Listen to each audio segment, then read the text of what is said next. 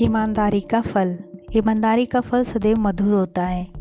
एक बार की बात है, एक छोटे से गांव में रमा नामक एक लकड़हारा रहता था। रमा बहुत गरीब था, लेकिन वह ईमानदार और मेहनती था।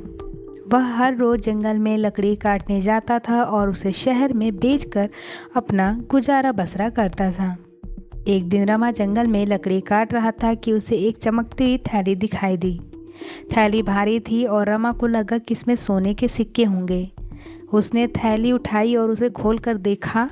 थैली में सोने के सिक्के नहीं थे, बल्कि हीरे, मोती और अन्य कीमती रत्न भरे हुए थे। रमा बहुत खुश हुआ। उसने सोचा कि अब वह गरीबी से मुक्त हो जाएगा और अपनी ज़िंदगी बदल सकेगा।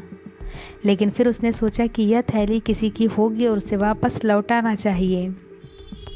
रमा थैली लेकर गांव के मुखिया के पास गया। मुखिया ने थैली खोल देखी और आश्चर्यचकित रह गया।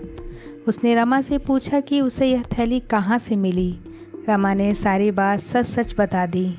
मुखिया ने रमा की ईमानदारी की सराहना की और कहा, रमा, तुमने जो ईमानदारी दिखाई है उसके लिए मैं तुम्हें पुरस्कार करूँगा। यह थैली तुम्हारी ही है। रमा बहुत खुश हुआ। उसने मुखिया को धन्यवाद दिया और घर लौट आया। उसने थैली में से कुछ हीरे मोती बेचे और बाकी को संभाल कर रख लिए। उसने उस पैसे से एक अच्छा सा घर बनवाया और अपनी बेटी की शादी भी कर दी। रमा की ईमानदारी की खबर पूरे गांव में फैल गई। लोग उसकी ईमानदारी और सच्चाई की प्रशंसा करने लगे। रमा गांव का आदर सम्मानित व्यक्ति बन गया। समय बीत गया और एक दिन रमा जंगल में लकड़ी काट रहा था कि उसे एक घायल हिरण दिखाई दिया। हिरण का पैर टूट गया था और वह दर्द से कराह रहा था।